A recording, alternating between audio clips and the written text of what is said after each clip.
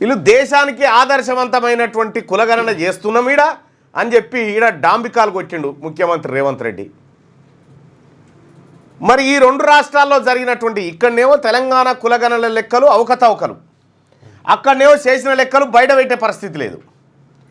ఇక్కడనేమో upper caste ముఖ్యమంత్రి, అక్కడనేమో BC ముఖ్యమంత్రి ఉండి బీసీ ముఖ్యమంత్రిని బెదిరింపులకు గురి చేస్తా ఉండి డీకే శివకుమార్. ఎప్పుడైతే కులగణన నివేదిక బయట పెట్టబోతా ఉన్నామనేటువంటి మాట సిద్ధరామయ్య గారు చెప్పారు, వెంటనే డీకే శివకుమార్ గారు బీజేపీతో టచ్లోకి పోయిండు, ప్రభుత్వాన్ని కూలగొడుతురు అనేటువంటి చర్చకు తీసుకొచ్చినాడికి. అంటే వాళ్ళకి ఎంత కుట్ర చూడరే, ఇన్ని రకాలైనటువంటి కుట్రలు ఉంటాయి. బీసీ ముఖ్యమంత్రి ఉన్నా వాళ్ళు డామినేట్ చేసి బెదిరిస్తారు నీ ముఖ్యమంత్రి పదవి పోతుందని. ఇక్కడున్న ముఖ్యమంత్రి ఏమో బీసీలు ఏం పీక్కుంటారో పీక్కోరు, నేను ఇట్లే చేస్తాను రేవంత్ రెడ్డి అంటాడు. ఇది కాంగ్రెస్ పార్టీ కులగణన పైన వాళ్ళ నాయకుడు రాహుల్ గాంధీ గారి ఆలోచనకు ఇక్కడ జరుగుతున్న ఇంప్లిమెంట్కు పరిస్థితి చూడండి. ఇంత ఘోరం ఉంటుంది ఆయనన్న. మీరు మా లెక్కలు ఎట్లాగో చెప్తలేరు, అందుకే మీ లెక్కలు చెప్దామనే మీ లెక్కలు ఎంటబడ్డం. అత్యంత దుర్మార్గంగా ఈ వ్యవహారం చేస్తూ ఉన్నారు.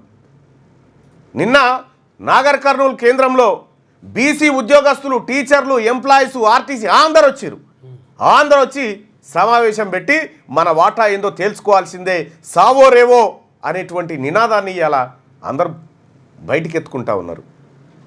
అంటే ముఖ్యమంత్రి గారు ఆంధ్ర పాలకులు తెలంగాణ రాష్ట్రాన్ని వదిలిపెట్టి పోవడానికి ఇష్టం లేక ఎన్ని రకాల కుట్రలు కుతంత్రాలు చేసిరో వాళ్ళ కుట్రలు కుతంత్రాల ముంగట నీది చిన్నది చాలా.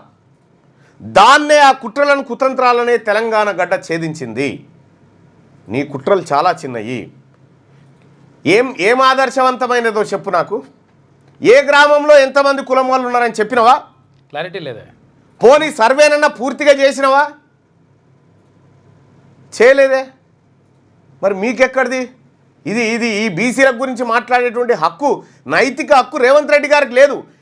ఈ కులగణన సర్వేలో ఫెయిల్ అయిపోయినటువంటి ముఖ్యమంత్రి రేవంత్ రెడ్డి గారు తక్షణమే రాజీనామా చేయాలి. ఈ మెజారిటీ ప్రజల ఆకాంక్షను విరుద్ధంగా వ్యవహరించినటువంటి ముఖ్యమంత్రి రేవంత్ రెడ్డి గారు తక్షణమే రాజీనామా చేస్తే మంచిది. ఇక జాలు, నీ పరిపాలన జాలు అనేటువంటి పరిస్థితికి వచ్చింది.